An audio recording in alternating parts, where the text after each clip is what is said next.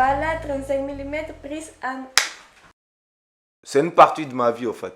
C'est une partie pour moi, ma culture.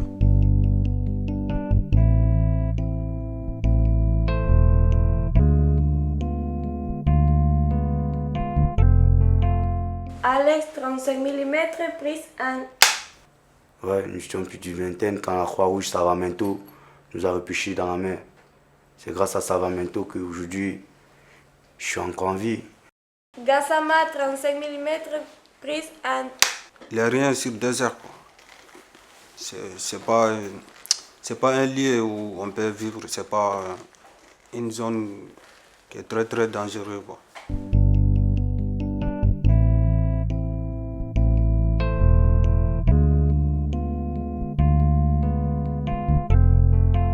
Mamadou 35 mm prise en...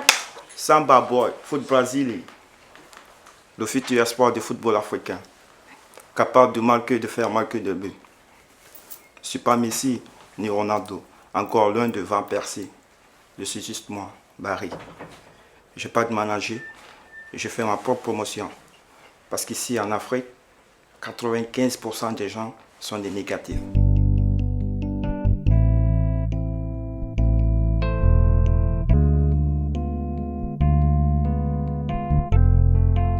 Kylian 35 mm prise en... Je regrette parce que quand mes parents ont voyagé en Afrique, mon grand-père, ma grand-mère, tous décédés. Que je n'ai pas parti là-bas pour le voir. Méthode 35 mm prise en... Comme j'étais petit, parce que quand j'étais petit, j'étais beaucoup d'amis, on a joué de foot.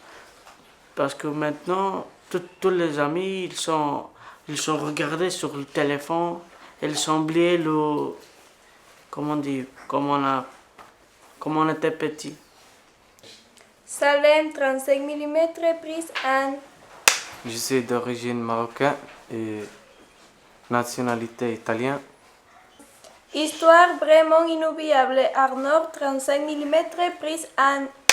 Rafla, Morita por Bashkouar, Menyetchelim. Histoire vraiment inoubliable. Rachel 35 mm prise 1. Merci. Quand j'ai arrivé ici, j'avais des rêves et je croyais que je vais entrer à l'université, mais après j'avais compris que c'est pas du tout facile. Il faut de perséguir les rêves, il faut d'être fort dans la vie. Donc, oui, je suis contente d'être dans la classe. Je le remercie beaucoup à Mme Sikri pour me donner les chances d'entrer dans la classe.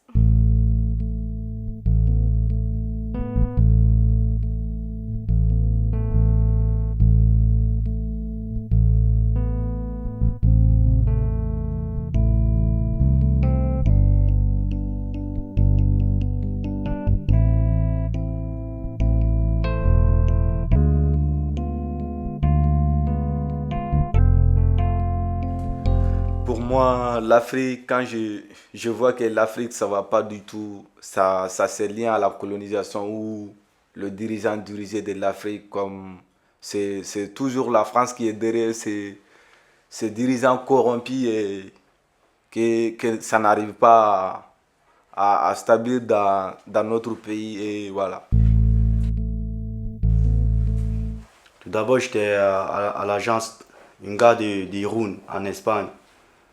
Il fallait que j'emprunte le train et j'avais pas de sous pour me payer un ticket. Donc je suis entré dans le train, j'ai pas payé de ticket. Et en coup de route, j'étais avec d'autres gamins de mon âge qui avaient ces gens comme moi. En coup de route, un problème est survenu.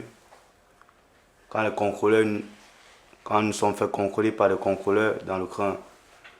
En ce moment, je n'avais pas de ticket de train. Je tremblais de peur. J'avais tout rougi, puisque je ne savais pas ce qui m'attendait.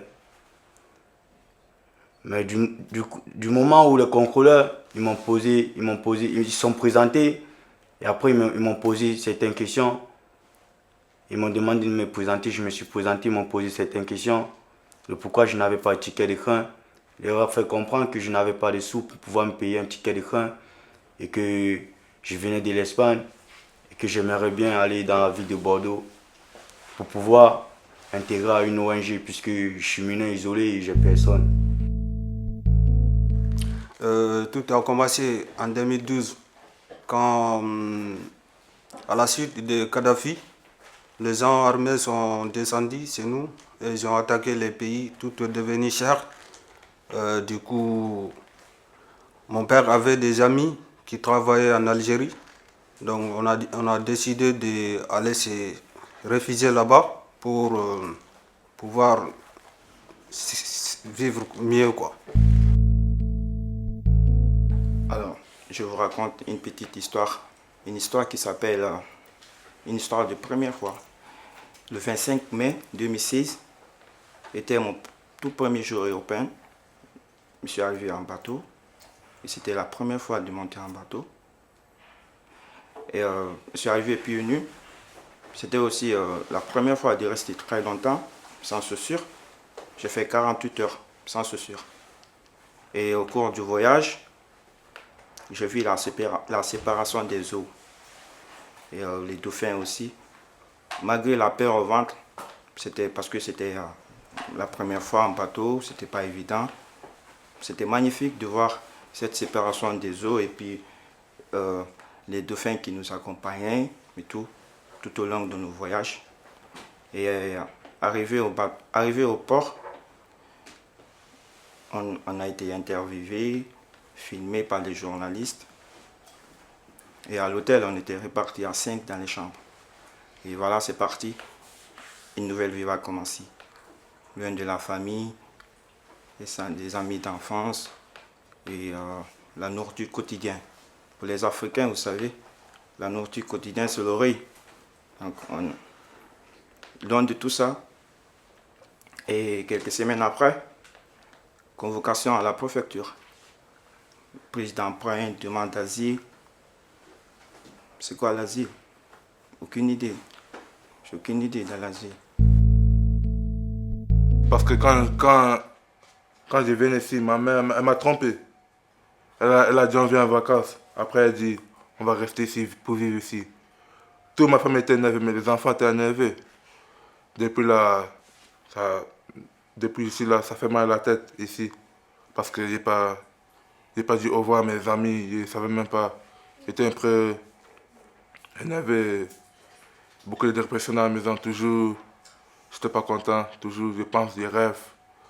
Tout le temps, je rêve avec mes frères, avec mon frère et ma soeur. On n'est pas content. Mais c'est la vie.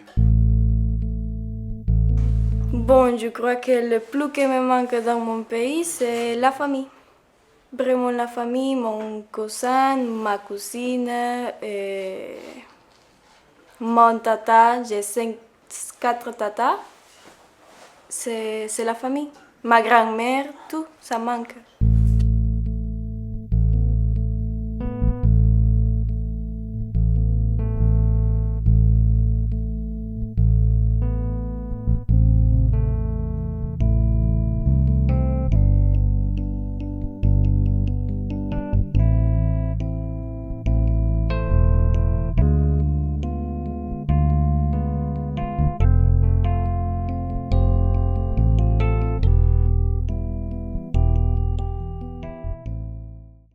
Mes rêves, c'est d'être un entrepreneur. Diriger une grande entreprise. Une entreprise de boulangerie ou pâtisserie.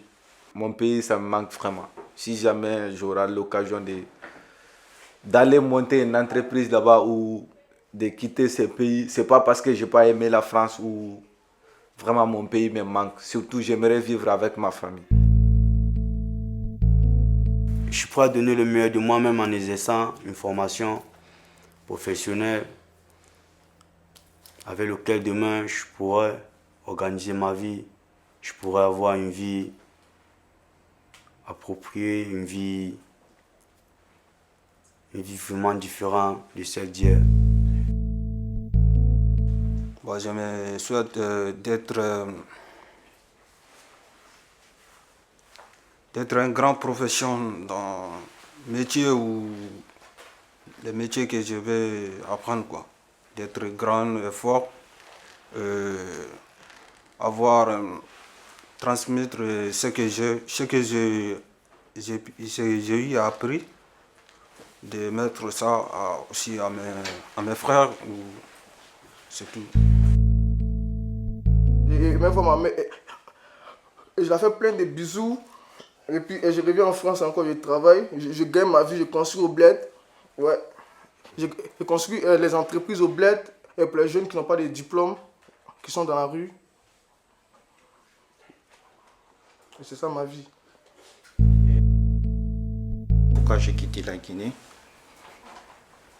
Parce que j'avais dans ma tête un rêve immense.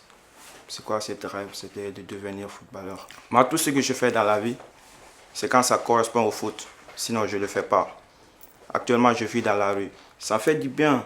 Ça me donne le courage de croire en moi. Pas à quelqu'un. Vous savez, la rue est une belle-mère qui éduque ses enfants. Moi, par exemple, elle me donne de bonnes leçons. Chaque jour, je progresse. J'essaie d'aller de l'avant. Je rentre d'une personne qui me respecte ou qui me considère, mais pas peur et négatif. Jamais. Vous voyez là où je suis, personne ne peut savoir ce que je suis en train de faire. Seul Dieu, Allah.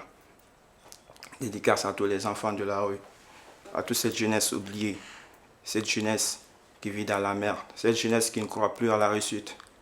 Dédicace aussi à toutes les familles isolées. Samba Boy serait là pour représenter tout ça, Inch'Allah. Maman, t'inquiète, ton petit fiston sera pro avant qu'on l'enterre. Radio Foot International. Parce qu'en français, il y a du travail, je suis scolaire bien.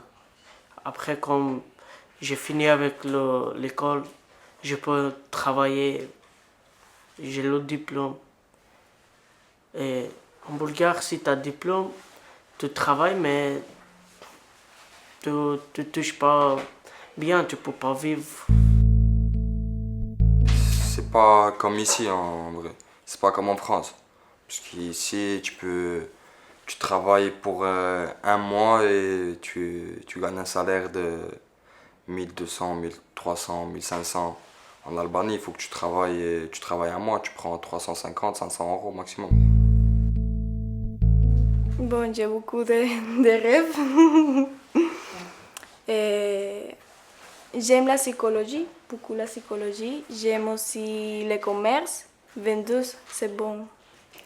Et j'aime les langues aussi, le tourisme, c'est bon aussi. On va voir petit à petit, on va voir qu'est-ce que la vie va me donner.